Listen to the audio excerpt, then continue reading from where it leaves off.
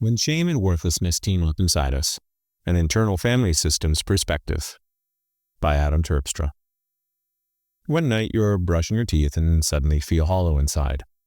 Another time someone compliments you and instead of feeling good, you freeze or deflect. There is a quiet ache, a voice inside whispering, "They don't really mean it." Or maybe you are just trying to get through the day while silently believing, "I'm a burden. I'll never be enough." If any of this feels familiar, you are not alone. And more importantly, there is nothing wrong with you. Internal Family Systems offers a compassionate way to understand these painful inner dynamics, not as flaws or weaknesses, but as the echoes of younger parts of you still carrying burdens they were never meant to hold alone. The inner world of parts. Imagine your inner world as a house. Inside, different rooms are occupied by different parts of you, each with its own voice, feelings, and story. Some rooms are full of light, your joy, your creativity, your curiosity, but others are locked, hidden behind heavy doors. Inside these rooms are younger parts, or exiles, carrying pain from times when you felt unsafe, unwanted, or not good enough. Two of the most painful rooms to open are the ones where worthlessness and shame live. Worthlessness, the invisible child in the attic. Picture a small child sitting in an attic, covered in dust, believing no one even remembers they are up there. That is the part of you that carries worthlessness. It whispers, "I'm not good enough. I don't matter. I always mess things up." This part may have learned, very early on, that being seen or heard was not safe, or simply did not happen. So it withdrew, shrank itself, and tried to disappear, not because it wanted to vanish, but because it thought that was the only way to survive. Shame, the child in the closet with the light turned off.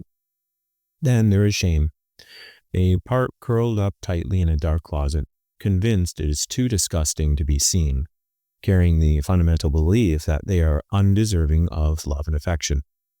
Shame says, "There is something wrong with me. I am broken." If anyone knew the truth, they'd leave. This part might have been born in moments when you were scolded, humiliated, or made to feel exposed for simply being yourself. The shame did not start with you. It was handed to you, wrapped in silence, secrecy, or fear. When they coexist, a storm in the house. When both of these parts are active, it can feel like a thunderstorm rolling through your inner world. Worthlessness dims the lights. Shame pulls the curtains shut. You find yourself tiptoeing through your own life, afraid to be too loud, too visible, too much, or not enough. And then come the protectors, a perfectionist part that rearranges their furniture constantly, trying to make everything look perfect so no one sees what's behind the doors. A numb part that paints the windows shut, hoping to block out the storm entirely. An angry part that bangs on the walls, yelling, "Leave me alone!" trying to protect the tender exiles inside. Even in the chaos, every part of this house is trying to help, but the system gets overwhelmed, and the cost is often exhaustion, disconnection, and loneliness. How these parts formed, and why that matters. These parts did not just show up without a reason. They are not flaws in your character. They are survival strategies, creative, loyal, and protective responses to pain. Like children in a burning house, they did what they had to do to get through the fire, and they have kept doing it year after year, even when the fire is long gone. Now those parts need something different. Not exile, not fixing, but presence. Signs you might be carrying shame and worthlessness. You do not need to fully know your parts to begin healing. But here are some signs you might be carrying these burdens. Compliments feel uncomfortable or off. You over-apologize or assume you are at fault. You hold back in relationships for fear of being too much. You strive for perfection but feel like a fraud. You avoid rest or joy because it feels undeserving. If any of this feels familiar, you are not broken. You are carrying something that once helped you but no longer serves you. A gentle path to healing. IFS teaches that at the center of you is something deeper than all these parts. It is your self, a calm, curious, and compassionate presence that can sit in any room in your inner house and say, "I'm here now." You don't have to hide.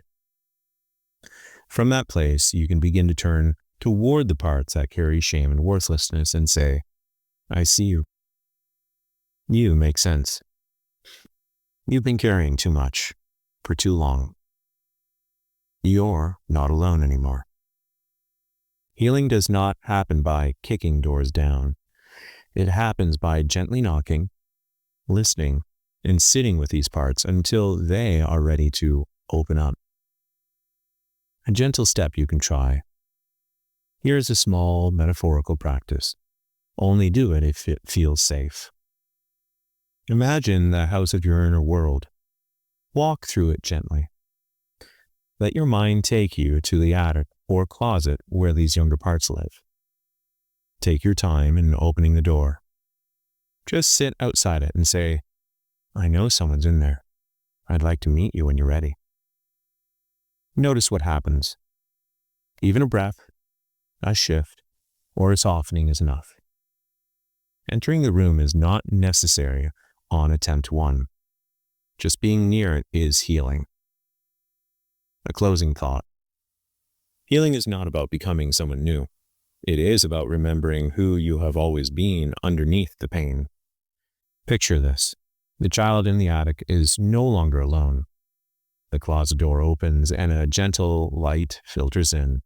You, the self, are there, not to judge, not to fix, but simply to be present with these parts. That is how it begins. Not with a breakthrough, but with a breath. You are already enough. You were already worthy. And even the parts of you that believe otherwise, they are just waiting to be seen, heard, and welcomed home.